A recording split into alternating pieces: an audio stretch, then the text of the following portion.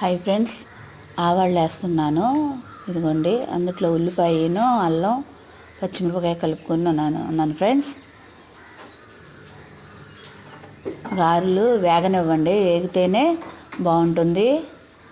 ఎర్రది ఉండాలి, మీడియం సైజులో పెట్టుకొని వేయించుకోండి ఫ్రెండ్స్, అప్పుడే బాగుంటుంది. గారెలుకి ముందే ఆవళ్ళకి ముందే ప్రిపేర్ చేసేసాను ఫ్రెండ్స్. వేడివేడి వేస్తే బాగుంటుంది. రాత్రిపూట నానబెట్టి తెల్లారి తింటాం కదా ఫ్రెండ్స్, అలా కాకోకుండా పొద్దున్నే ఇలా వేసుకుని వెంటనే పెరుగులో వేసేసుకుని ఒక 5 మినిట్స్ 10 మినిట్స్ ఉంచితే ఫ్రెండ్స్ ఆవాళ్ళు రెడీ అయిపోతే చాలా బాగుంటుంది. వేడివేడిగాను చల్లారిన తర్వాత ఇదిగోండి, ఉల్లిపాయను పచ్చిమిరపకాయ అల్లం వేసేసుకున్నాను. నేను పెరుగు తాలింపు పెట్టేసుకుని ముందే ఉంచుకున్నాను ఫ్రెండ్స్. ఎండుమిరపకాయలను కొంచెం కారం కొంచెం పసుపు వేసాను.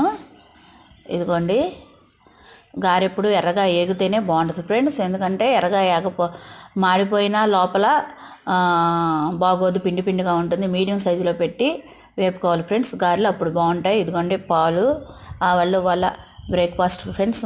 మా పిల్లలకి పాలు తాగేసి వెళ్ళిపోతారు. ఇదిగోండి, అలా మునిగేదట్టు వేసుకోవాలి. అలా మునిగేదట్టు వేసుకుంటేనే బాగా పడుతుంది. ఈ వీడియో ఎలా ఉందో చెప్పండి ఫ్రెండ్స్. నచ్చితే లైక్ చేయండి, షేర్ చేయండి, సబ్స్క్రైబ్ చేయండి. ఎలా ఉందో కామెంట్ బాక్స్లో పెట్టండి ఫ్రెండ్స్. ఇదిగోండి, మీ ఇష్టం, చిన్న సైజు అయినా వేసుకోవచ్చు, పెద్ద సైజు అయినా వేసుకోవచ్చు. ఇదిగోండి, బఫీగా అయినా వేసుకోవచ్చు.